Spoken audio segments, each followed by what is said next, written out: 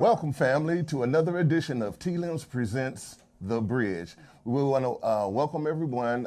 Go tell your cousin Jeffro and Aunt Mabel that we are on the air. So I want to send a shout out to Aunt Mabel and cousin Jeffro. But for real, I want to send a shout out to Reg, and thanks to Reg and Ron, our technical gurus here. On the right of me, one of my cannons, we have Teresa Hamilton. The left cannon in the Cat in the Hat is Twyla Cawthon. And we're missing the cannon, but he's here in spirit with us, Francis. So we send a shout out to you, Francis. And okay, we know you're tuning in, and you're here too. So we got a spot here for you. And we're going to continue today with the program that we've had, we talked about before, and we didn't get a chance to complete it all. So we're going to do a recap of that, and is referring to the missing conversation with Martin Luther King. Before we start that, I want to do an editorial, if I could. Okay, I got to get in character, y'all. How they do editorial. We're in trouble. But today's editorial concerns this month, because this month is a very important month for a lot of us. Yes. And it's a very important month for myself. And, being a black man in this country, so is a very important month for all of us. But it's, like I said, it's especially important for me as a black man. And I guess you guys probably would say, because, okay, it's Black History Month and all this and that. No, it's my birthday month. So I had to throw that in there. But again, in reference... Not just yours. Pardon me? Not just yours. Alone. It's my birthday month as well. See, I told you it was important. See? We have Teresa's birthday month as well. And that's all y'all need to know, and that's all we're going to tell you. But anyway, in reference to the month, I was pondering the question, why do we have a month? Whereas, something, the things I did yesterday is history, right? Okay. So we are involved in history every day. Right. But we seem to be singled out with all the other ethnic groups to have a point in time to where there's a celebration of our heritage, a particular month. Now, well, they also have a Native American Heritage Month and Asian Pacific. Exactly. But now, with the inception of this country, we was there from brick one, nail one, throughout history, and they don't seem to have a month. I was just wondering why, but anyway, they don't seem to have a month. But anyway, we was in every war. Are you talking about because it's the shortest month? Was that why? I got the answer for that one. I don't know, but if you care to expand on that, this is my editorial that you're. Oh, but Mr. Editor, Mr. Editor man. Go ahead. Carter G. Woodson was the first one that started Black History Week. And a lot of people said, why did we have it in February? Well, the reason why it's in February is because Carter G. Woodson knew that black folks were already celebrating February, because February on the 12th is when Abraham Lincoln's birthday. Mm-hmm. And they were also celebrating that because he was considered the great emancipator. The other reason why February was a month that black folks celebrate was because of Frederick Douglass's birthday this month also. Really? Wow. And that's why we got February. We're some great. And that's why we got February. So when you all start complaining about why we have the shortest, no, Carter G. Woodson did that by design. It was because that's what black people were celebrating. So this was a celebratory month for us. Wow, I didn't know that. And that's how we got it. Okay. Well, but thank you for that. See, we're an informative group, and we want to get you informed and keep you informed as to a little bit about your heritage, so you can know a little bit about yourself. Mm-hmm. So again, something, you can't take or accept his story for your history. And so with that, I want to say power to the people. And since it's the glove, But anyway, I want to thank also, last week we had John Cheeks in yes. here. We had Yes. a Wonderful. very good Yes. Excellent job. program last week. Yes. You can contact us at 240-791-2560. 719. See, I thought I had it, but anyway, 719-2560. And with that, I'm going to turn it over to our distinguished panel, and we're going to continue that conversation that we started before in reference to Martin Luther King. Oh, speaking of which, is K-I-N-G, King, not K-oon, like that buffoon tried to say it was a mispronunciation. Okay, you see the look on my face, right? You know. But anyway, Very good. we would just want to correct that and to correct him. But anyway, we're going to turn it over to our panel, and we're going to continue where we left off. Ms. Coffin, if you will. First of all, we do thank John Cheeks for coming here last week. And that's not the last time you're going to hear from him either. Absolutely. So I hope that you all did your homework last week and went to his website, which is uscria.com, which is United States Citizens Recovery Initiative Alliance.com. Lots of good material in there, lots of good Give information. them a short as But, to what that but- entails. Just a We're little. taking away the word reparations. Reparations does not give us what we need.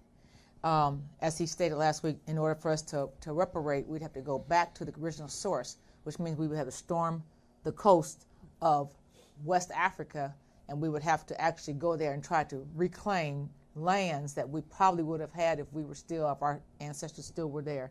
That's not what's happening. So we need recovery, much like you talk about insurance settlements, recovery. And recovery is more palatable because it goes directly to the industries that benefited from slavery. He talked about the toilet industries, different tubs, the water purifying systems, the water purifying companies. I tell you about the insurance companies, Wells Fargo, Bank of America, CSX Railroad. Oh, we have a list. Colleges like Georgetown University. There's a whole list. There's a plethora of industries that we can go name by name, which we will when we go and put this before the D.C. Voters. That's coming up in It'll be, this month. yeah, he goes Yeah, on this month. this month. It'll be filed this month, and then So it'll go on the next. we need next, your support, you out there. We need your support because it affects you again. So we need your support in this endeavor because you know something is something history, our history, and so we can be a part of that history. And stop all, like he was saying last week, the complaining and or what Francis was saying, you know, hearing us complain and this and that. Here's an opportunity to do something and to be a part of and to bring about this much needed change because it affects you. And not only you, but your children, your future. The children are our future. I'm sorry. No, you're fine. Everyone receives monies from the government. Everyone receives monies. When companies get tax breaks, those are called abatements. It's the same thing. It's the same thing. Only this recovery will be warranted because the ancestors are not here to receive it, but this government paid the Japanese ancestors. And there was something too. In England, they found out that there were some artifacts that belonged to different countries in Africa, and the Queen made mention of it. But I don't hear any public or international outcry demanding that the British government return those artifacts, just like when the Jewish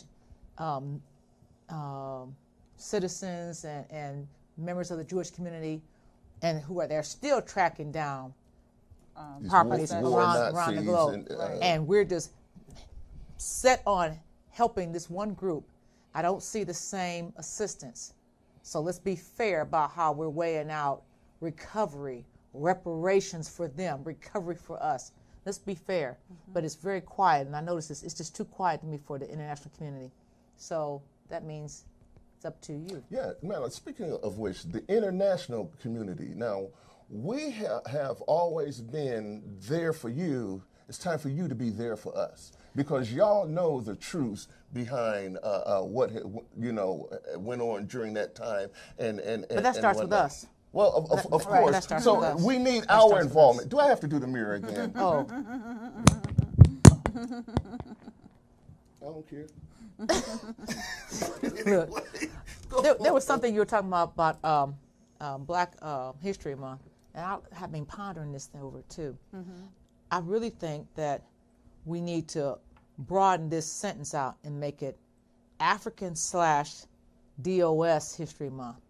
DOS is a term that first heard it from Yvette Carnell and Antonio Moore. The shout out to them too. And DOAS heard that from Tariq Nasheed, which is descendants of African slaves or descendants of slaves, and those terms are apropos for us because everyone talks about, well, my people were enslaved, and I'm not talking about you. I'm talking about descendants of African slaves, which only means us. Yes. And since we talk about Black History Month, when you think about it, the inventions that were made in the early part of the creation of this country or this establishment of these settlements, the slaves were not citizens. And even when they were freed, they still were not citizens. So technically, they weren't even citizens of this country. So they were still Africans without a country. Yes. Yes. They yes. really were Africans without a country. It's because you're here under duress and you're chattel property. Right. When you get to the nitty and to the gritty, they were Africans without a country. So can we dispute the contributions in that So regard? just like they were immigrants without a country. Oh. So again, they are the biggest immigrants. But we weren't immigrants, and that's the thing that Ben Carson Well, said. again, yeah, because we didn't. We didn't come have on the a boat. choice. We didn't come on the boat with the Budweisers and come to seas and look for soil and just plant our roots and plant our barley crop and prime and the tobacco. We didn't come here for that. We didn't come here for that at all. So that's why we're not immigrants. We weren't trying to we migrate. were content where we were. Well, the ones that did come here, we were here before the Pilgrims got here, and that's a fact. We were here way before. We were here back in B.C. because, like I said before, it was one big continent. We were traders, and we traded freely. We were here, and a lot of the free men that were here, the free Africans that were here, ended up becoming slaves once the European settlers came here. See, some of them even came here as indentured servants. Yes. And then those indentured servants ended up becoming slaves afterwards. So, And then some were slave owners, like the Johnson family. I know initially were slave owners. So we had all sorts of things going on in our history when we got here. but in that slave ownership, that wasn't quite the same as the European style of slave ownership. And that's the thing. This slave ownership here in this country was the most brutal of all mankind. It's the only slave ownership that was contingent solely because of the color of your skin. All right. And I think, as you mentioned with Martin Luther King and the other America, that it's really important for us to understand, especially during Black History Month, really what Martin was saying about the two Americas. Because here we are in 2019, and really, unfortunately for us, nothing has changed.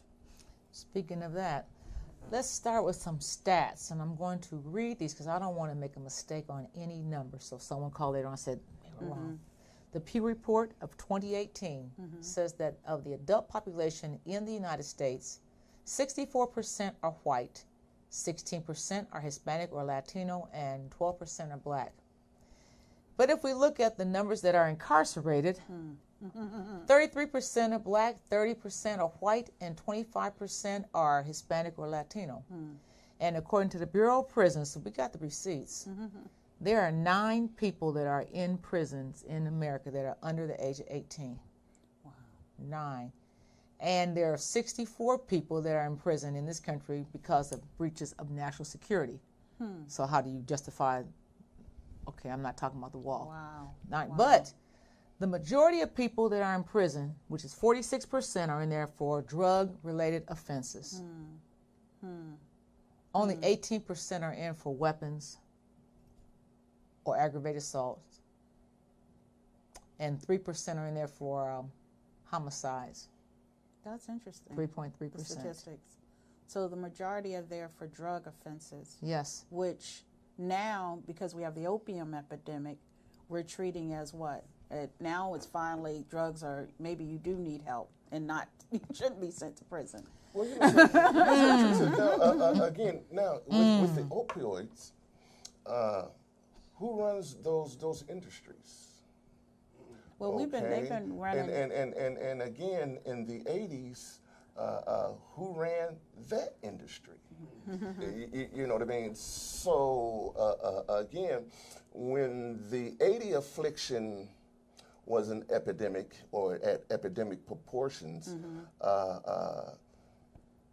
the solution at the time was incarceration. Under whose administration? Exactly. Well, Go further Whose than that, because the administration? war on drugs was actually declared by Richard Milhouse Nixon. and that He's was the what one. 70s. That was, yes, Well, sir. well, Yes, sir. again, And then it was repeated It again. was a design Fact. tool to break apart, to separate, because you know something now. During the 70s in the Nixon era, and you and I have seen a lot of programs. What's the dude in Mexico that they just caught? Not Capo, Chapo, and the ones before him, or not before him, but during that era, you know, they had pipelines into Tunnels. this country, and again, But we and wanna it build a showed wall. until it came out that the CIA was Yes. filtering money. During the 80s. During that time for for drugs, they was Sandinistas mixed in and the it. Contras. Yeah, Right. for drugs and what, and letting these dudes do this type of thing. So again, let's look at the source of all this anguish that was going on, and here it is again. You know something? I don't know, and I could be wrong. If you're out there, give me a shout out, a black pharmaceutical company. so now, Well, you'll be seriously, waiting Okay, Right. so I mean, to the you next know, millennium. You got to think about this. I mean, you know something. So now, go ahead. You know, I have a question, and this is the thing as we move into Black History Month and we talk about, you know, really looking at the history of what we've done and how to move forward. And one of the biggest questions, I guess, because I'm real into the fact that I'm concerned about our Black men, and being incarcerated is a real big deal to me. And I think when Malcolm talked about, Martin, I always say Malcolm, but when Martin talked about the other America, we really have to wake up and recognize what he was really saying. In my mind, he was saying there are really two Americas. And every issue from the opioid issue is always looked differently. When they have a problem with drugs, what do we say? It's a problem that you have a medical issue. I can speak And to it's that. a treatment issue. But for us, it's a jail issue. And my concern, and this is a question I want someone to tell me, if you know that someone is creating a trap for you, what do you do so as not to fall into that trap? Several things. I'm going to back up for a minute. Okay. First of all, I'm a former police officer. I don't hide that because my hands are clean. I remember being at home, and guys used to hang on this corner, East Avenue. Used to be a store called Lewis Carryout, and I'd roll because I had the late night. I went from days to nights, so from noon to 8 to midnight, and guys used to stand on the corner on the block. They'd congregate. Now this is when the crack epidemic was kind of like at an all-time. This was in the 90s. They'd see my cruiser, and they would just kind of like try to move real fast. I'd take my cruiser and gangster park it on the sidewalk. Then I'd get out, and I said, "Don't run, don't run, don't run, don't run. I don't want to arrest anybody. I just want to find out what's happening with Black men in America." And I really did, because I had already been away from home for all these years. I had been around the world all these years, and I had been in the military all these years. I just wanted to find out because this was not the home that I left. And so the guys started feeling more comfortable talking to me about what was happening when we were getting out of high school. Right. The rubber factories were leaving and shutting down. Right. So the jobs were leaving. All the industries were leaving. There wasn't anything coming in. So there weren't any places for them to go to school, to go to work. So and you didn't have the money to go to school. Used to be you drop out of high school at 16 where we live, Oh, yeah, you went get a to job at one a of- rubber factory one of that the same rubber day. factories. Well, the factories that was in the community, They were thriving off of that. sustained- Matter of fact, you know something, like I was telling you about my friend, David. Now, his father, you know, I mean, nice home, you know, beautiful children, not because they're my friends, but beautiful children, beautiful wife, you know what I mean? But I just found out a few years ago that he was a custodian at the factory. So the point that I'm making is that you could sustain your family off of that employment that he had. He put his wife through school. Wow.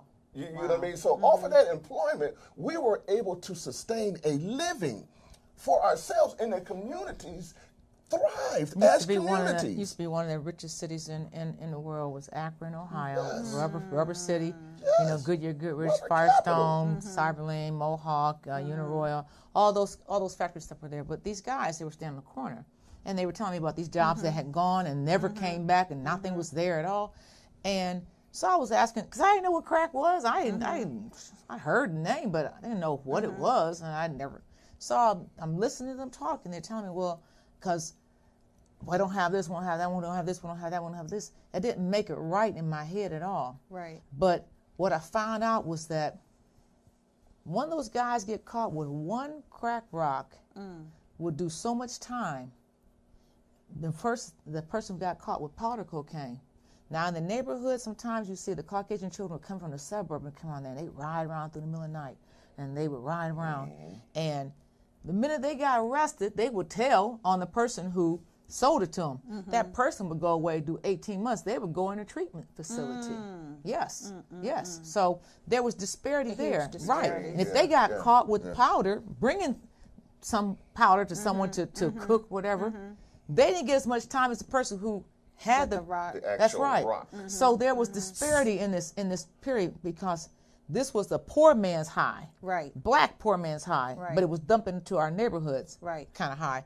So this opioid crisis today is more of a vanilla look to it. Now there are black people that take opioids, and I'm not saying it, but what we noticed that, and we got the receipts, the number of overdoses this year, not this year, but last year and years prior, the majority of those that died from heroin overdoses or opioid-related overdoses were Caucasian, lower to upper middle class young people and adults. Now, you see all these commercials about medical treatment if you have opioid crisis. You know, crack was a crime. Opioid is a were going to crisis. jail. I have issues seeing Right. the governor and some other movie star on TV talking about, well, you know, if you have, you know, there's a movie out called The Beautiful Boy. Well, this boy was addicted to opioids, but he's beautiful. And they But now- sensationalize, But the you black know. boy who's out here hustling, Right.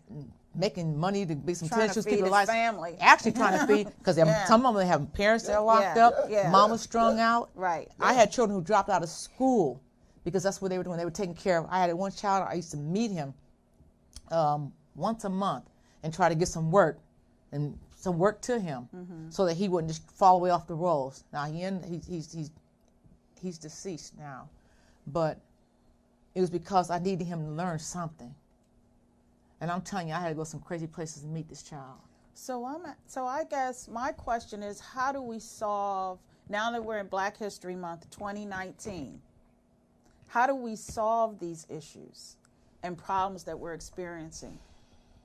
What is the solution? Well, first of all, it's a change in thinking, and that still comes down to the primary problem that Martin Luther King addressed. We have a problem with racism in this country. And until that's resolved, I don't care what it is. I don't care if it's housing. I don't care if it's education. I don't care if it's drugs. I don't care if it's anything. Until we address and solve that issue of racism. Now, Martin was realistic. He said, I don't expect you to change your mind. It would be nice if everybody's heart would change. He said, but I know it's not. But how about making some legislation so that you can right? keep So it I in guess touch? that's the key is the legislation. But because every piece we of know- legislation we get gets pulled it's back. undone. And then how many legislators that Right. we have actually look out for black folks' issues? Right. And Even that's if they're the key. black. Oh, I got a new name for the legislators. The Kumbaya, no, the Coon, what I say, the Coon Bayaders. The Kumbayas. They're coons. And Right. so, like I said, now, Somebody's crying, Lord. we say legislation, and yes, we need that, but you know something, we got them coon bayaders in there that's not doing it. 'Cause there's plenty of issues. As you know, there's plenty of issues that they can address. We have somebody on the inside that can do something and to bring about a change. And then too, us collectively, we got to support each other, man, and stop this foolishness. But I think Twila mentioned this on our last show. We've got to look at the legislation and the person Yes. we're supporting That's and right. their Exactly. record. Make Because them a lot accountable. of times people, just because, and I'm glad to see we're really speaking up with the latest presidential bid, but we really literally, if you haven't done anything but harm the community, we've got to really speak up about it. Exactly. That's not a person you will support. Now, as I said, accountability. We have to hold these leaders, these politicians, these teachers, these preachers, these people, yourself, accountable. Right. And so, like you said, let's look at your record. Well, you voted against this. You're Or not voted the for people. increased jail and prison time. Exactly. Oh, my God. So, Right. Again, these are the things that we have to look at. Like you both were saying, legislation is one It's of the arms. keys. One of the keys. You know what I mean? And now a moment of coming together and making a difference, which changed legislation. I'm gonna use the Montgomery boycott. Okay. Because when you hurt them economically, they made changes. Or the Martin Luther King holiday. Let's hit that on opposite side of our break. Okay, we're going to hit the opposite side of our break. Don't go anywhere. Don't touch that dial. Stay around for a while.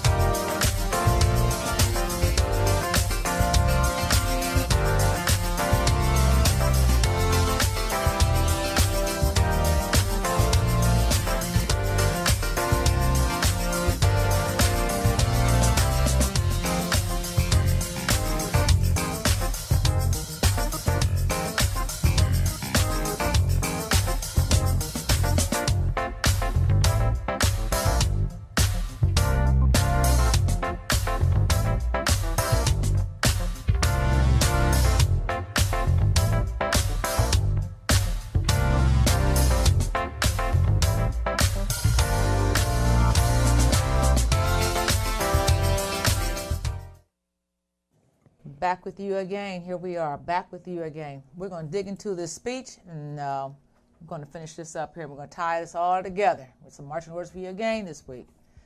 Martin, he was not, he didn't have any despair, but he was realistic.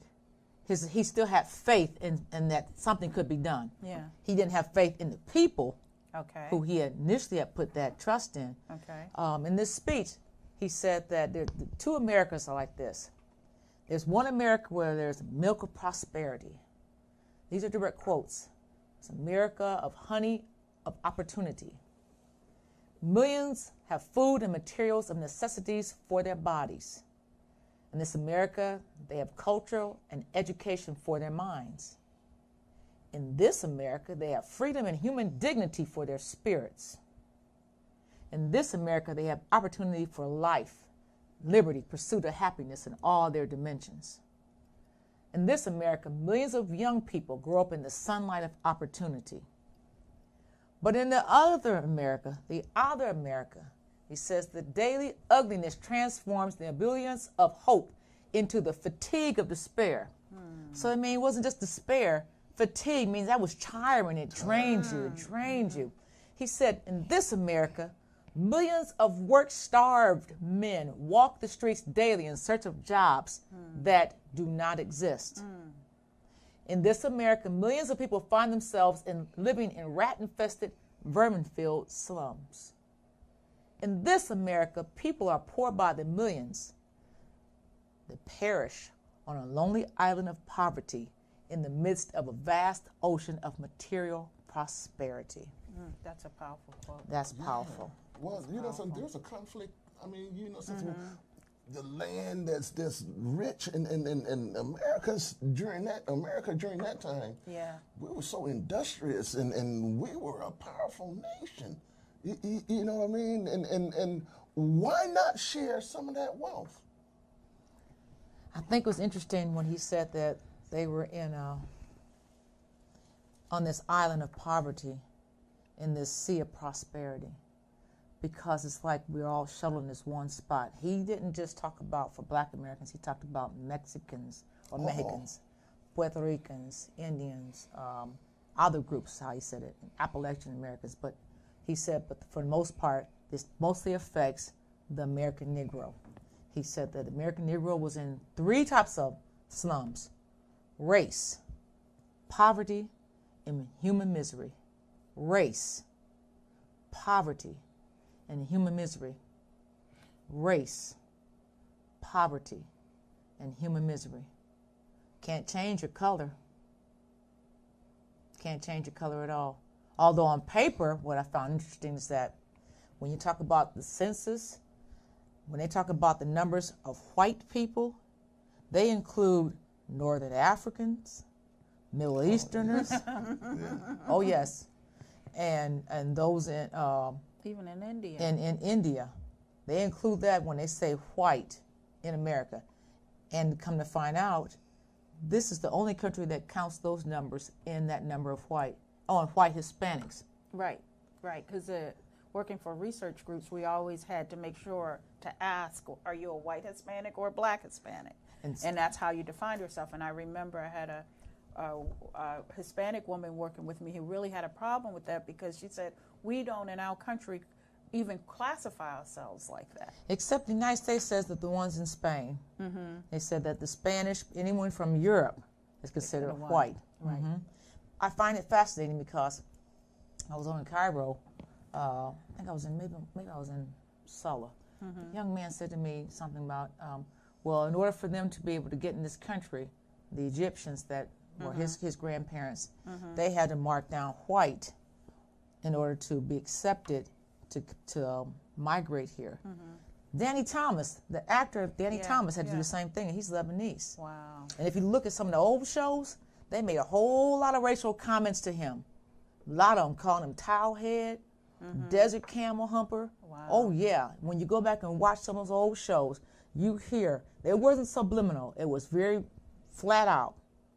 So that racism that he incurred, I find it phenomenal that people laughed at, but really was there. Remember when we were up in Washington, we went, where were we? When we went, we saw that Egyptian minister and man from We was across from the State Building. yeah, and he said that he was he said, I'm white and you're black. I looked at him, he looked at me like, what? No, you're not, because he invited us to come to their church and he's a Coptic Christian. So I guess the question is then, as Martin mentioned, I wanted to talk about a little bit about his state of mind.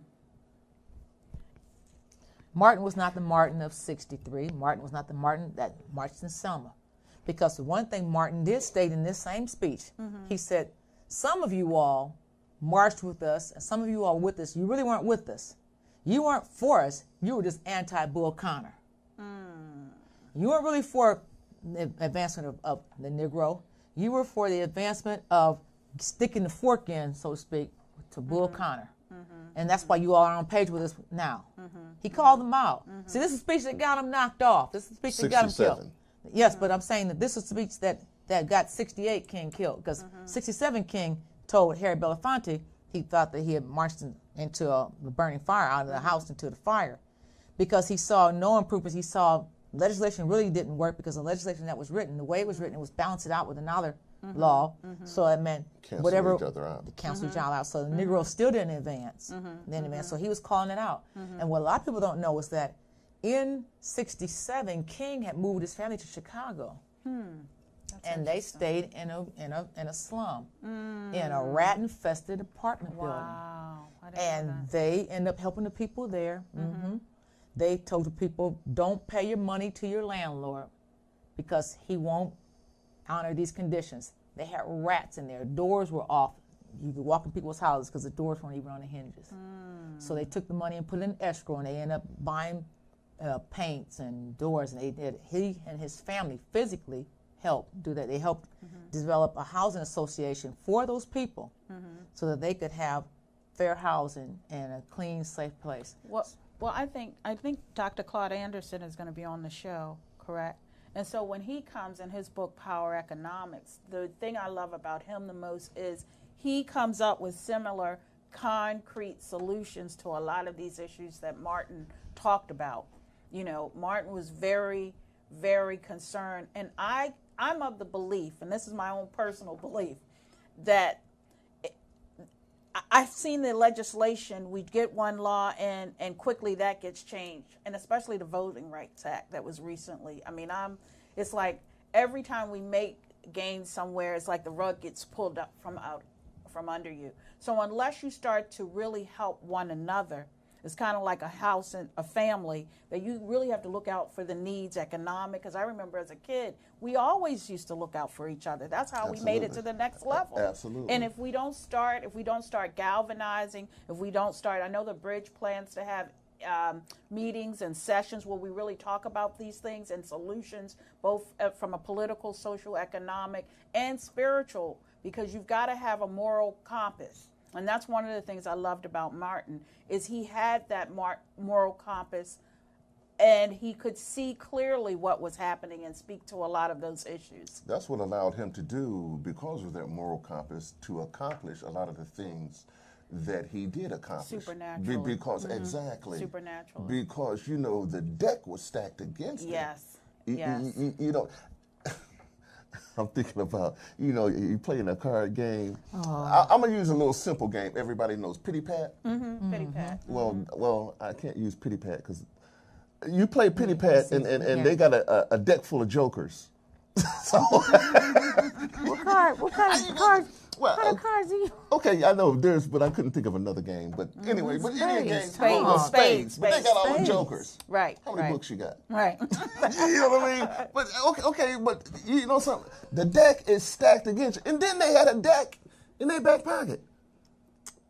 A marked deck is what you're saying? A marked deck, right? So again, you know something. These are some of the things that he had to overcome, and you were saying that, you know something. You could see him changing in '66 and '67, and see now here's a man that had power, that he could reach the communities and he could bring about this unity, and we can't have that. But Right. Vietnam also changed the game too, because he Yes. was totally and solely against us participating in a war that there was no win for us, and it really wasn't. There was no win for us to go to Vietnam. There was no win, and the fact that you had these black soldiers and service members going abroad and not even being treated as citizens, which is the same cycle that occurred with them in Korea, the ones that were in World War II, the ones that were in World War I, the ones that Civil fought in the War, Banana Wars, the ones that fought in 1812. Never any true equity at all. But I was sitting here thinking about, you talking about solutions. One of the things that we as black people in 2019 got to stop doing, and this is what we got to start letting these politicians know. The preacher is not the head of the black people, the black community in this era. It used to be that they would go to the ministers, and I'm not saying, now there's some part like Reverend Dr. Kevin W. Cosby of St. Stephen in Louisville, Kentucky. He is a civil rights activist to his heart. He's also the president of Simmons College of Kentucky. Civil rights to his heart. I'm not saying that there are not ministers out there that are active in this struggle, but he will even tell you that he's not the face of black America. And people always like to lump black people in this one monolithic Yeah. group. This See, or and- this and- this and- one and- leader. And we're not. I know that it was during that time when we were looking to the church and looking to the households of faith, and so those are the ones who were the most active civic activists at the time. Well, we don't have that same cohesiveness anymore because we don't even have communities anymore. So how do you reach and speak to us? Right. So we need to stop looking for one person. There's no one person that There's speaks no for. one person, Because there's right. no such thing as Black America, huh? How about that? There's just black folks in America.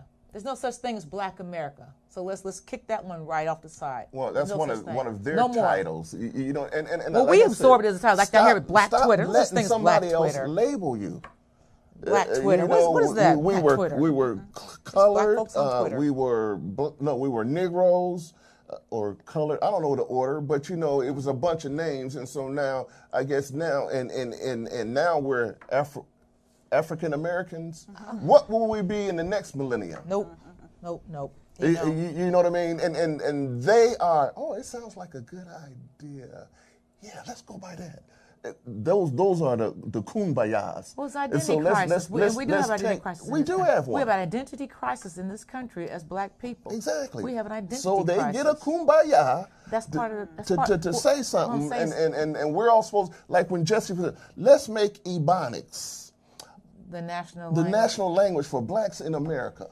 Are you really serious, Jesse? Well, I think too is that I was talking to a guy one day, and I just think we need more personal leadership, and I don't think. Yeah, and it's a broad leadership, but we have to come together on one thing. Yes. A couple things for me are education.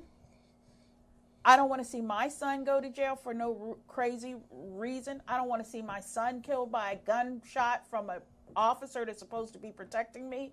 And economics, I want to make sure that we can eat. Can we come together on those four things and make it work? And legislation that sticks. We can demand legislation that sticks. Yes. Now, Teresa, and it's funny that you should mention your son, and God willing that he'll grow up to be a strong black man. Yes. Now, I'm a big guy. I'm a big black guy. You know, 6'3", 260, and I'm already a menace.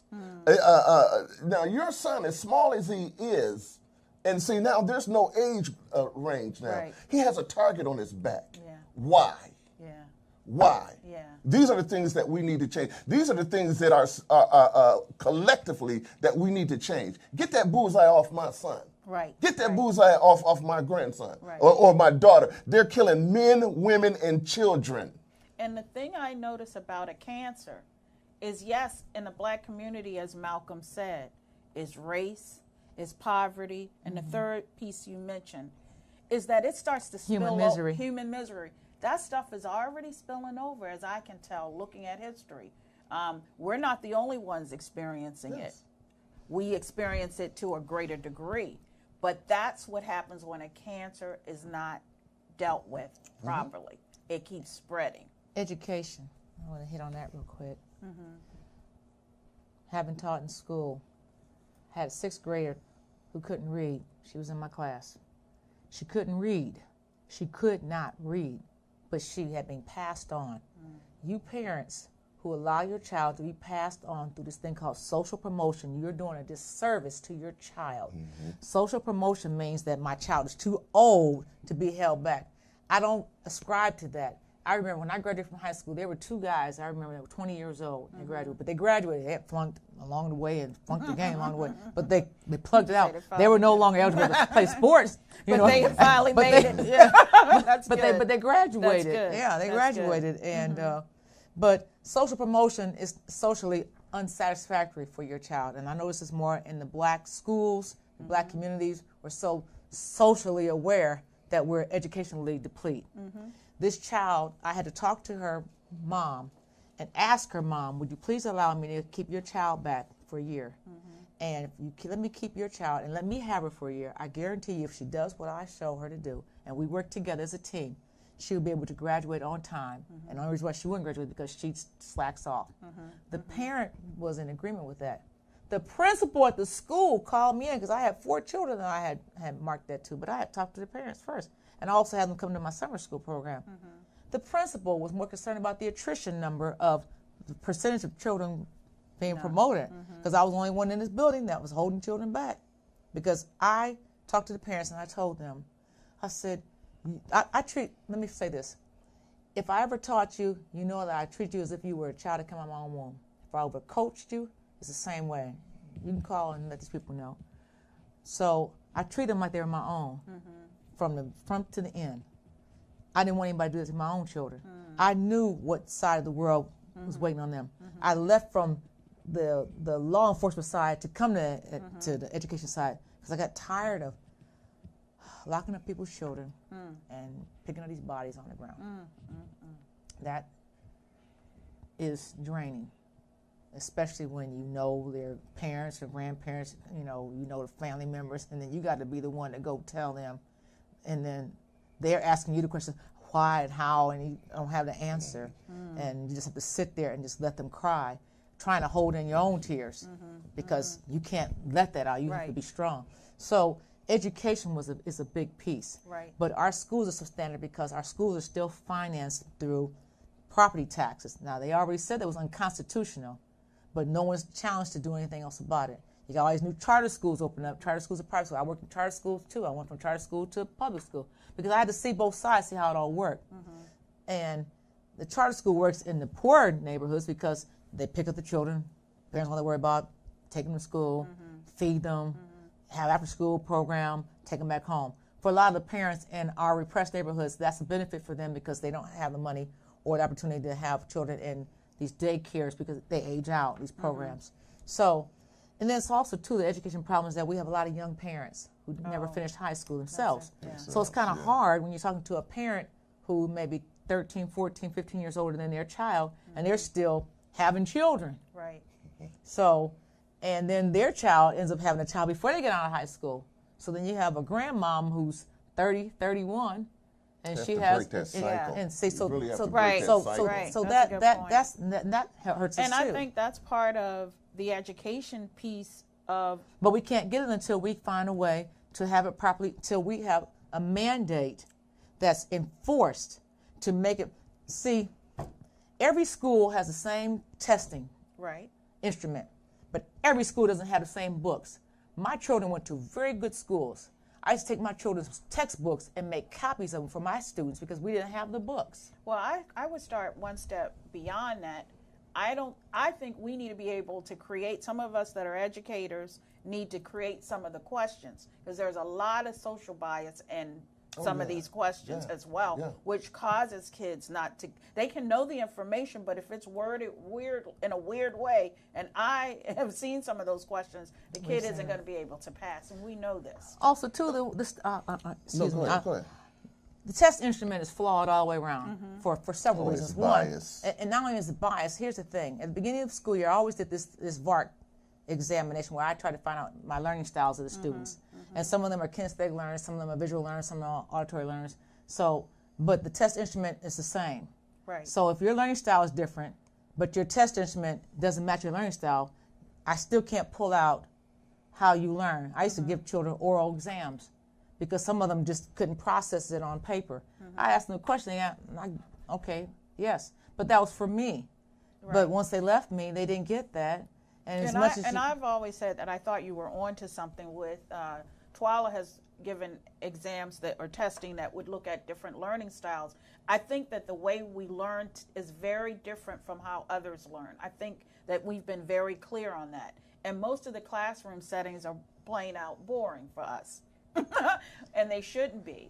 And so we really, us educators that know, we need to infuse the system with better learning examples, stories, different types of learning styles. A video may do here, an exam, learning. So we need to just switch it all up. But it takes parents. And to parents to come and kids, you're responsible too. Yes. Now, again, you have to take some responsibility in this. That's a good Teacher, point. my teacher don't like me, and then I'll show her. I'll put my head down.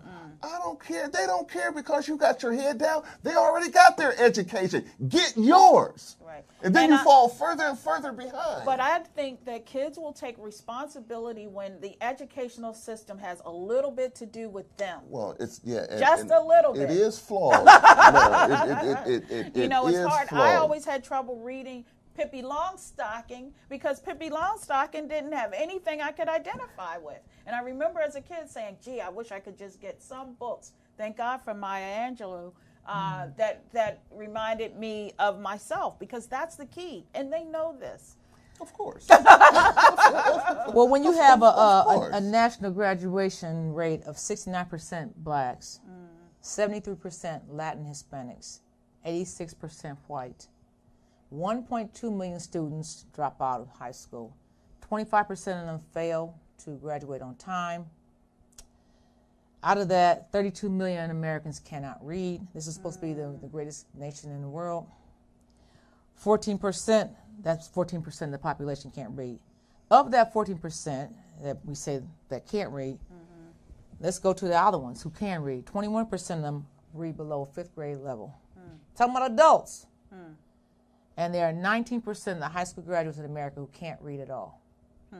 Now, let me change it up just a little bit. For you Redskin fans out there, how can Dexter Manley go through grade school, junior high school, college, and then be drafted into the pros and still not knowing how to read? Money. Come on. Money. Again, the system is flawed and it's biased. And so I'm gonna change up again for those of you watching the Super Bowl. Okay. Anyway, Pittsburgh in, but so anyway, go on. I thought I'd throw that in. Y'all wanted me to say something about football, so there it is. So I guess in you throwing out those statistics, we really have a lot. This Black History Month, we got a lot of work to do at pooling our resources together. Oh, absolutely. And really just doing more in the area. And I'm a big believer that having a foundation, a spiritual, but for me it's a Christian foundation, and education and your economics piece, and just putting the blinders on, but going after what is going to benefit, like Martin said, our children. The one thing I love about Martin is he still made it happen for us. Despite his concerns, and we weren't there yet, we were a lot further along simply based on his leadership ability. He paid an ultimate price, and we don't have the evidence of that life. We still don't have the evidence. And it's being lost as time goes on, because you know something, a lot of these young kids, Martin who? Yeah. Well, that's our they be talking about responsibility. Martin. Yeah, that's right. You know what I mean? Yeah. But let me say this, couple things.